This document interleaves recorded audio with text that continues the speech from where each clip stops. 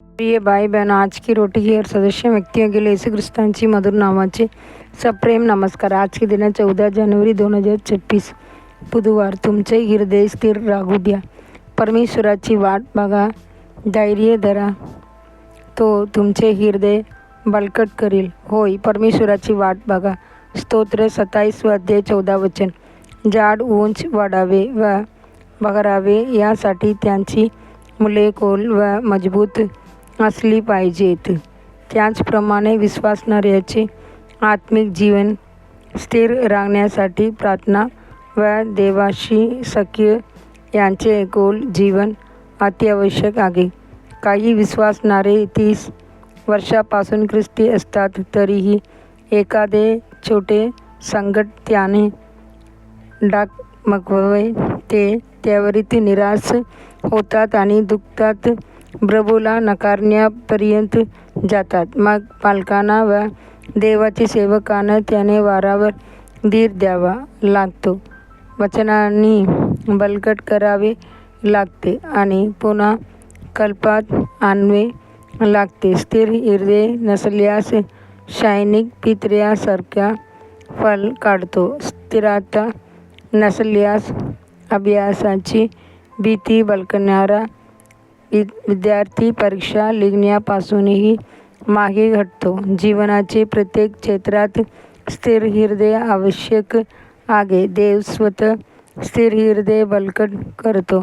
प्रेषित पेत्र विश्वासणाऱ्यांना लिहितो, सर्व कृपेची देव ज्याने तुम्हाला ख्रिस्त येशूमध्ये आपल्या अनंत गौरवासाठी बोलावले आहे, तो तुम्ही थोडेसे दुःख सहन केल्यानंतर तुम्हाला परिपूर्ण करील, स्थिर करील, बळकट करील व दृढ करील।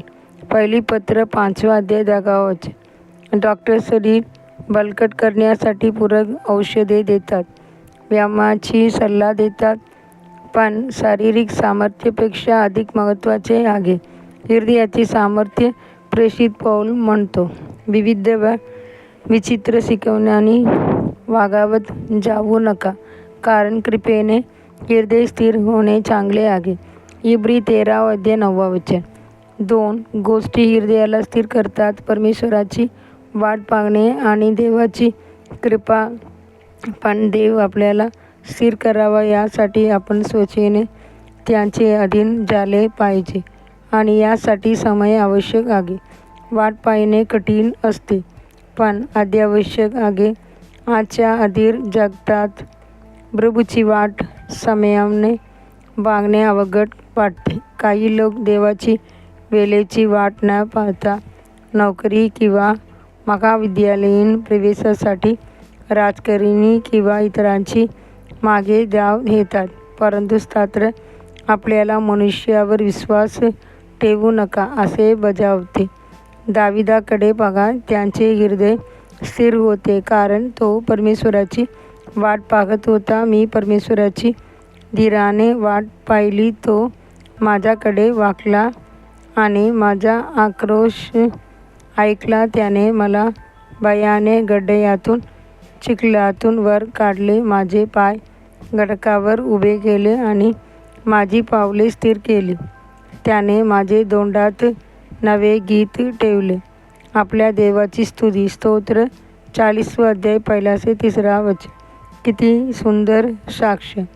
देवाचे मुलांनो, तुमचे हृदय बळकट करा। आपण धीराने वाट पाहिल्यास देव स्वतः आपले हृदय बळकट करतो आणि आपले मार्ग स्थिर करतो। तुम्हीही संयमी राहा, तुम्ही हृदय स्थिर करा, कारण प्रभूचे येणे जवळ आले।